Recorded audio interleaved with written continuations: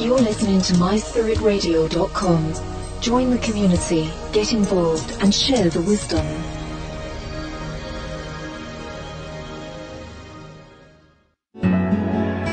You're listening to Body Bliss with Chrissie Rhyman. Welcome back from the break. This is Chrissie Rhyman. I have now with me Steve Gooch. He's a Reiki master in the lineage of Reiki Jin Kei Do and a noted artist and researcher into spirituality, religion and symbolism in art. Welcome, Steve, to the programme. Hi, nice to be here. Lovely. Now, there are various techniques and variations of Reiki today in the world, and I understand you practice Reiki Jin Kei Do. Yeah. Can you tell us, what this is, and how did you discover it? Reiki Jin Kei Do is very, very much like other forms of Reiki. It has the same origins as most of the dominant streams of Reiki in the world. It goes back to a guy called Mikao Usui, who was a Japanese Tendai Buddhist that put the system of Reiki together around the turn of the 20th century. Okay. So Jin Kei Do shares the same roots as all the world's major Reiki traditions. The difference with Jin Kei Do is that as this system was passed on from Usui to his student Chujiro Hayashi, and then later on down the line, we picked up within this tradition that some of the original Buddhist teachings that were excluded from, for some reason or another, the major streams of Reiki in the world. There are origins of elements of the Reiki system only now held within this tradition. Who picked up this? Well, there was a Zen monk called Seiji Takamori. Right. Seiji Takamori was the student of somebody called Sensei Takuchi. Takuchi was the student of Chujiro Hayashi. So we have a direct line down to Seiji Takamori through committed Buddhist practitioners to Seiji Takamori, who was given a meditation called the Buddho. The Buddho was a meditation that Usui himself had practiced. Takamori recognized within this Buddho meditation elements of the secular Reiki system within this Buddhist, clearly Buddhist meditation, Vajrayana Buddhist meditation. Mm-hmm. So he went off to research the origins of this particular meditation and actually came across a whole parallel healing system called the Buddho, which had as its central component this Buddho meditation. There was a complete healing system in its own right for Buddhists. It was a Buddhist practice. And it was clear to him that Usui had accessed part of the Buddho system in developing his secular Reiki system. So like the origins of the Reiki symbols, for instance, are held within the Buddho system. Yes. So Jin Kei Do, as it is now known, is Usui's secular Reiki system, but very much informed by this larger Buddhist healing practice from which Usui had actually extracted a lot of material. So we've got two twin healing systems within the tradition, if you like. Right, but the symbols that Usui practiced and passed on to the other variations they must be the same as the the symbols are all the same. Yes. Yeah, there are obviously stylistic nuances within that, which are frankly irrelevant in terms of their energetic connection. But the symbols are all essentially the same. That's right. Right. So the fundaments of Usui are the same. Oh yeah, absolutely. I mean, the Jin Kei Do tradition we still work with Reiki as a healing modality in the same sense that everybody else does. Yes. Is it a path to self-awareness? It is. I mean, that's the specific emphasis within this tradition, is that it is first and foremost a method for personal spiritual development. I mean, that's its primary focus. Its primary focus is not as a complementary therapy in this tradition. So do you use hands-on healing, as it were? Oh, absolutely. Absolutely. I mean, I think the words Jin Kei Do mean the way of compassion and wisdom. So our focus within the tradition is the development of compassion and wisdom. And as an expression of this compassion, then naturally for somebody who has the ability to do hands-on healing, the ultimate expression of that practice is therefore to engage with hands-on healing as much as possible. Mm-hmm. Is it a religion? No, not at all. No, Reiki is definitely not a religion. In some senses, you could say that Reiki was taken from various religious practices. There are elements within Shintoism, there are elements within Buddhism, but the skillful means of Usui, I mean, his ability in working with these practices enabled him to create an entirely secular system that has no religious affiliations and can be used by anybody of whatever religious belief. Right. So it derives from the East rather than a Western modality. Oh, sure. Yeah, it's very much an Eastern based system. Yeah. Mm. And has Reiki Jin Kei Do a philosophy, or are the 5 principles that are based on the Usui Reiki? Yeah. Do they apply to your method of Reiki? The Reiki absolutely. Jin Kei Do? I mean, there is. I think the most beautiful example of the Reiki principles are the ones that are given in the dominant Takata tradition of Reiki, which is just for today, do not anger, just for today, do not worry. For the listeners, who is Mrs. Takata? Mrs. Takata was a student of Chujiro Hayashi.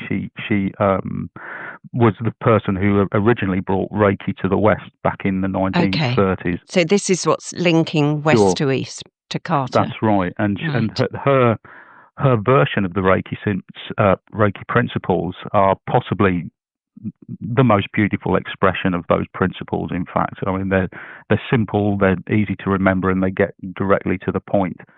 We have our own version of those principles. Are you able to quote them to us now? Just one or two, or are they? I can't. No, okay. They've gone. They've Sorry. gone. Do you know Mrs. Takata's principle? I did interrupt you earlier. I do apologise for that. Okay. Just for today.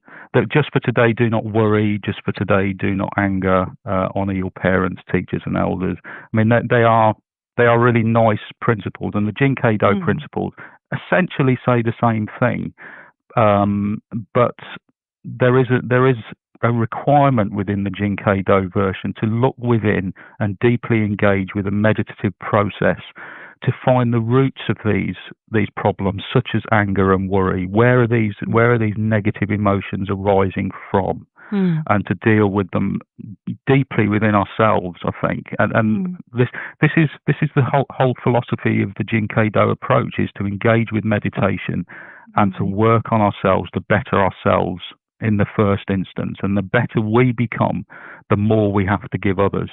So our focus is internal. And then the expression of our own development is that we are more able to focus externally. Yes, I see that. And I suppose we'd be far better and going deeper into ourselves if we did this on a daily basis. Oh, absolutely. Yeah, just as there is with other traditions of Reiki, there's a requirement in this tradition to work on ourselves with hands-on healing as a daily practice, which is very difficult to do. We all have very busy lives, and it's difficult sometimes to find the time to do that. But one of the principles is just for today, do not worry. If we haven't done it for today, we start again the next day. Yes, that's it. Very interesting. Now, you have a book, Reiki Jin Kei Do, Way of Compassion and Wisdom. Yeah. Is this right? What inspired you to write this? I'll give you the short version of a long story, really. Back in 96,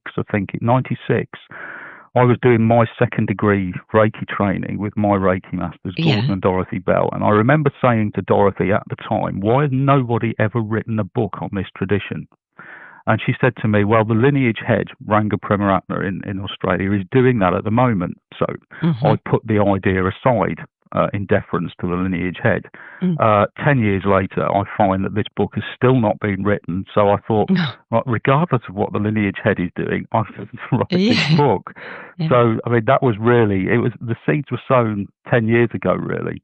And in those 10 years, I've always known at the back of my mind somewhere that actually I was going to write this book one day. Also, along with that was my lifetime ambition, I guess, to be a writer, which I've never fulfilled. And I got to this point in my life, and I thought, well, it's now or never. Reiki was the first subject that came to mind because it's the thing that I know best, and that's how this book was born, really. Lovely. And have you got a website that the listeners could perhaps go in to see about this book? Yeah, it's it's omahum.org. That's omahum.org. It's Lovely. a Buddhist mantra. I understand you are an artist. Yeah. And you've incorporated some symbols into your artist work. That's right. I mean, is this allowed, or are the symbols sacred, or is that all a myth? The symbols are very much sacred. That's right. It is. Well, the thing with the symbols, when we work with the symbols, the Reiki symbols, they are complex meditative devices that reveal and conceal at the same time. Even if you were to show somebody the Reiki symbols, they would just be patterns on a piece of paper. But as soon as you start to work with them, you start to learn that there are depths to them that maybe aren't immediately apparent. So in my artwork, I'm very much concerned with this idea of revealing and concealing. What is it that they're hiding? What is it that we're showing with the symbols? So I hope, in a sense, that the symbols that I've shown in my own artwork aren't immediately apparent. Right. One of the instructions that my Reiki masters gave to me was, do not show the symbols to other people, and that's something that I've always stuck to. Right. And why is that? Why are we not allowed to show symbols to people? Because they are sacred, and I guess there isn't so much. It's not so much to do with the idea is that we're not allowed to show somebody the symbols. It's more to do with, why is it that we feel the need to show people the symbols? Is there a sense that ego is coming up? Look, I have these powerful symbols to work with, and you don't, or my symbols are better than your symbols. It's. I think it's more to do with this. What is the need to show them in the first place? Is this an ego issue? And if so, then it's something that needs to be dealt with. And were these symbols founded by Usui, or? The symbols may have other origins, but they certainly do have their origins within the Buddhist Buddho system. I can't tell you what those origins are, but they are not. Nobody else in the Reiki community, as far as I'm aware, in terms of published books, has actually put anything out there that would describe the origins of these symbols accurately. Right. There's been lots of assumptions made. Some are close to the mark, some are way off beam. But the origins of the Reiki symbols are contained within this method, and may also be contained in other systems as well. Yes. So to sum up, Steve, your Jin Kei Do, it's based on the fundaments of Usui. That's correct, is it? Yeah, that's right. But it goes back much further into the origins of the Buddhist teachings. That's right. And do you work with the chakras and obviously the energy centers as well? We do. Yeah, I mean, there has been talk over recent times that the chakras are not a part of Usui's original Reiki system. Well, I wouldn't know one way or the other whether that's true or not, but I think if we're talking about working with energy and affecting the body's energetic matrix with Reiki, then I think by necessity we have to engage with the chakra system. I don't see how you can not, in some way, work with the chakras if you're working with Reiki. And certainly working with the chakras is a part of the Buddho system. And so we do work with the chakras within Jin Kei Do as well. Yes. Well, it's been wonderful talking to you, Steve. It's been nice talking to you. And I'm sure the listeners have been very interested in the insights of Jin Kei Do Reiki.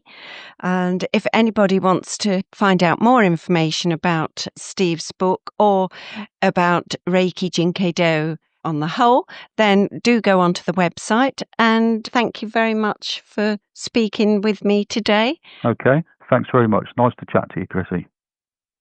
So thanks, Steve, for a lovely insight into the Reiki Jin Kei Do. We're going to take a break now, and after the break, we'll be talking about the fascinating subject of Reiki and energy healing.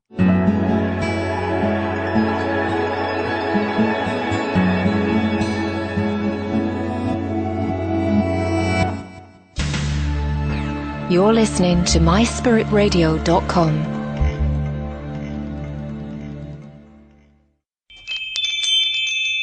Great spirits have always encountered violent opposition from mediocre minds. Albert Einstein.